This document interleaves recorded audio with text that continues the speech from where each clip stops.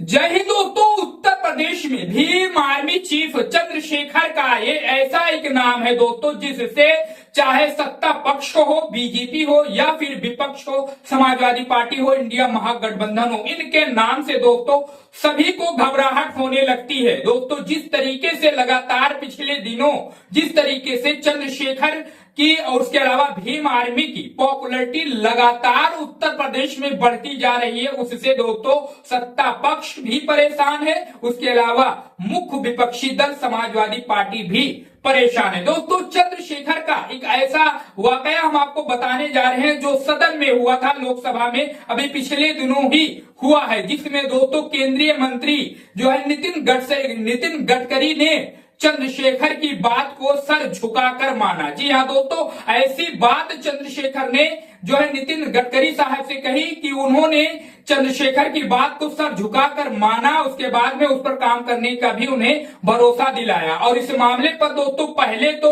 BJP के तमाम सांसद हो हल्ला कर रहे थे, लेकिन जो माननीय मंत्री जी हैं, परिवहन और सड़क मंत्री जो हैं नितिन गडकरी जी, वो लगातार जो है चंद्रशेखर की बातों को, उनकी पॉइंट को लगातार जो है सुन रहे थे और समझ रहे थे। लास्ट में जब दोस्तों नितिन साहब का, गडकरी साहब का जवाब देने का वक्त हुआ दोस्तों, तो उन्होंने ऐसी बात कही कि पूरा सदन सन्न रह गया। बीजेपी के सांसद जो हल्ला कर रहे थे वो भी खामोश हो गए। एक बात आपको मैं पहले बता दूं कि उत्तर प्रदेश में चंद्रशेखर इस वक्त ना ही एनडीए के साथ में है दोस्तों, ना ही इंडिया अलायंस के साथ में है। उसके अलावा उन्होंने सत्ता पक्ष की, उसके अलावा विपक्ष की भी नींद उड़ा दी है। पहले ही उन्होंने ऐलान कर दिया है कि 2027 में दोस्तों वो 50 सीटों पर चुनाव लड़ने की तैयारी कर रहे हैं। उसके अलावा उन्होंने ये भी कहा है कि हम इससे भी ज्यादा सीटों पर चुनाव लड़ सकते हैं उत्तर प्रदेश में, जो प्रस्तावित विधानसभा चुनाव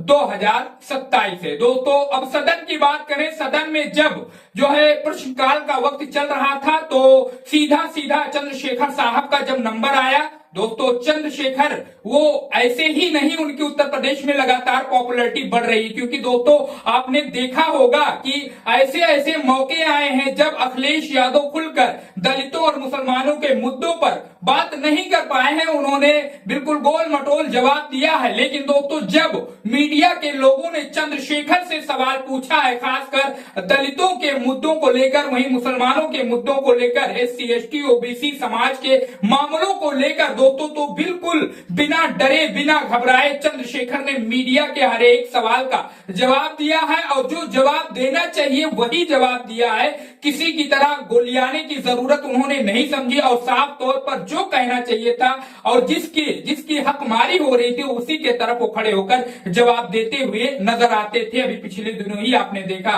ऐसे ही नहीं दोस्तों, अयोध्या में आपने देखा होगा कि कम से कम 500 से भी ज्यादा कार्यकर्ताओं ने समाजवादी पार्टी की सदस्यता छोड़कर भीम आर्मी की सदस्यता ज्वाइन की थी। लगातार दोस्तों जो है भीम आर्मी की विस्तार हो रहा है उत्तर प्रदेश में, उनके पार्टी का विस्तार हो रहा है और लगातार चंद्रशेखर की पॉपुलैरिटी बढ़ रही है। दोस्तों सदन में चंद्रशेखर ने नितिन गडकरी साहब से पूरे मामलों को रखने के बाद जो है चंद्रशेखर ने नितिन गडकरी साहब से ये निवेदन किया कि हमारे लोगों को, हमारी जनता को दोस्तों ज्यादा टोल टैक्स देने पड़ते हैं,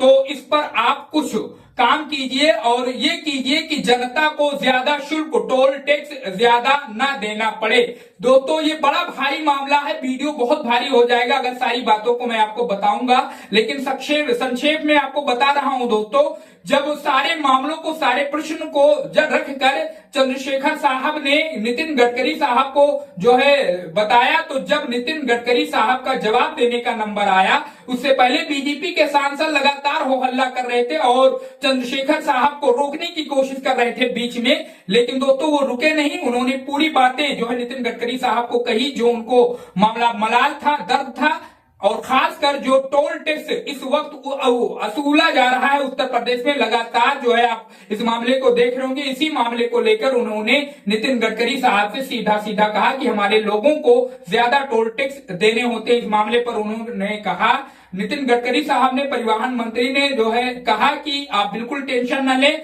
और ये 2026 के लास्ट तक जो है इसमें बहुत सारी जो है जो कमियां हैं वो दूर की जाएंगी और जो टोल टैक्स है उसमें काफी और भारी गिरावट आपको देखने को मिलेगी। जब ये बातें कही नितिन साहब ने तो बीजेपी के सांसद बिल्कुल चुप हो गए, क्योंकि दोस्तों इस पे तो जीत चंद्रशेखर साहब की ही हो गई, क्योंकि उन्होंने इसी मुद्दे को उठाया था कि किसी न किसी तरीके से इस मामले पर जो है सरकार से बात की जाए और टोल टैक्स कम करवाया जाए। तो दोस्तों जिस तरीके से चंद्रशेखर ने अपने मुद्दे को रखा और सरकार को झुकाया, उस मामले पर अपनी बात को मनवाई, जो मंत्री महोदय हैं नितिन गडकरी साहब, उन्होंने उनकी बातों को माना कि हाँ ये जरूर आप जो मुद्दा उठा रहे हैं, बात बता रहे हैं, इस पर जरूर काम होगा। अब दोस्तों इस पर आप अपनी राय बताइए कि चंद्रशेखर की जो बात सदन में मानी गई और टोल टैक्स जो उत्तर प्रदेश में कम होगा